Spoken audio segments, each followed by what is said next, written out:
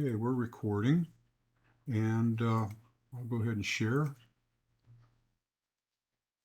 Okay, guys, welcome back. I'm I've talked about interception and calculating the hydraulic grade line through a single cross culvert, and now we're going to talk about multiple inlets hydraulic grade line calculations.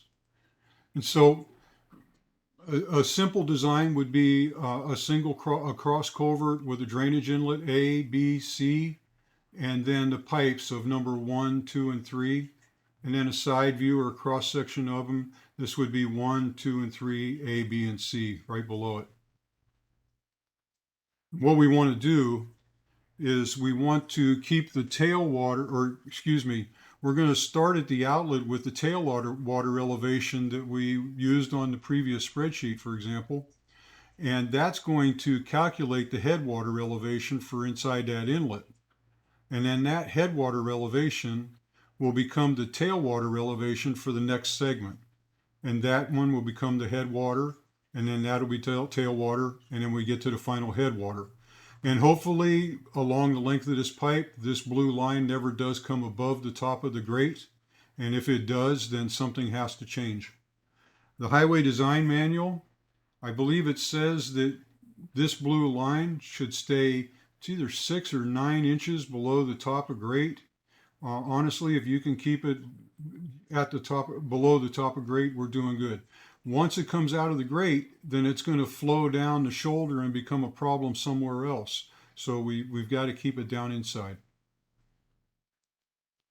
Now, each of these drainage inlets is going to have its own watershed, A, B, and C.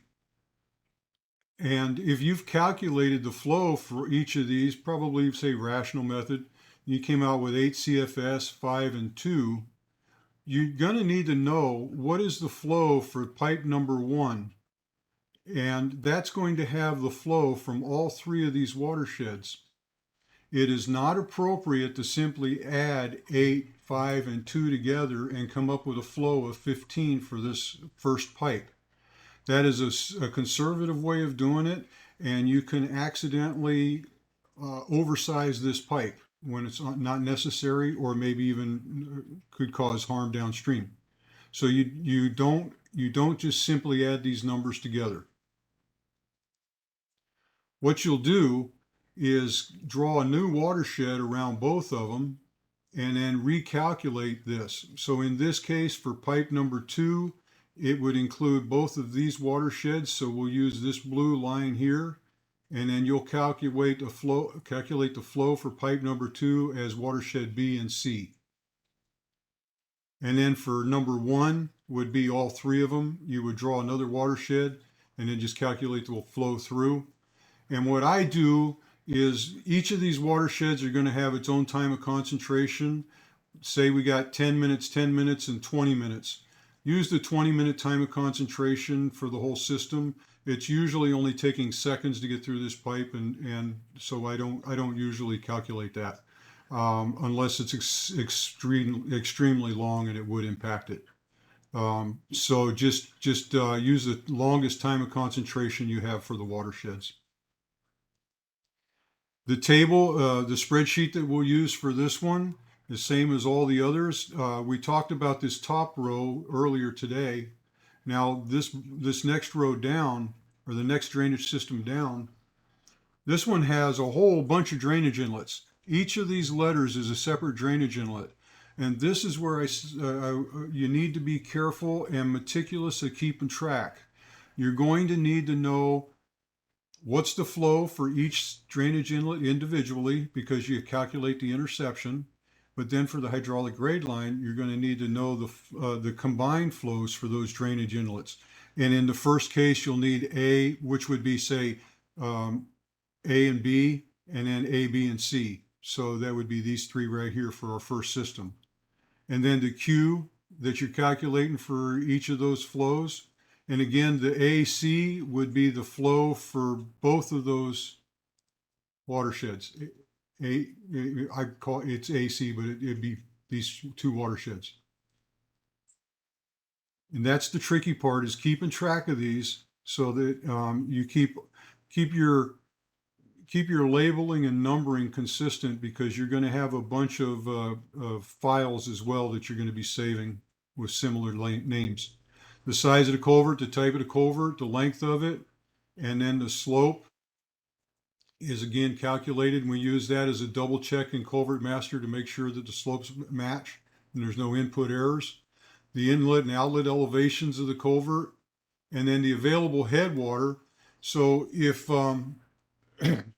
you have a drainage inlet, the available headwaters for the 10-year event is the soffit of the culvert, and for the 100-year event, it can't come out of the top of that grate. So set the headwater at the top of grate or lower than that. 6 inches lower would be ideal. And then you'll get the computed headwater out of Culvert Master. And then after, then you also, critical depth is if necessary. On the very first inlet, you start at the tailwater and you work your way up the system. So you might need critical depth there. And then the velocity, the one that really matters to you is what's the velocity at the outlet of the culvert on the outlet pipe. So we're concerned, what's the velocity right here? You'll see other velocities that get mixed through here that in the end, this is the one that matters to us. And then, like I was saying earlier, if this gets above 5, then we want to start looking at it to make sure that there's not going to be any erosion downstream. And then after the velocity, again, notes, anything that's appropriate note that you would use here or maybe want to add to it. And then you want to take this spreadsheet and include it in the drainage report and then somebody in the future will have all of these design parameters that you have here, and they can duplicate your calculations, even if Culvert Master is not one of the programs available for them. At least they can see all of the numbers that you used for your design. And that kind of wraps up this presentation. I will open it up for any questions.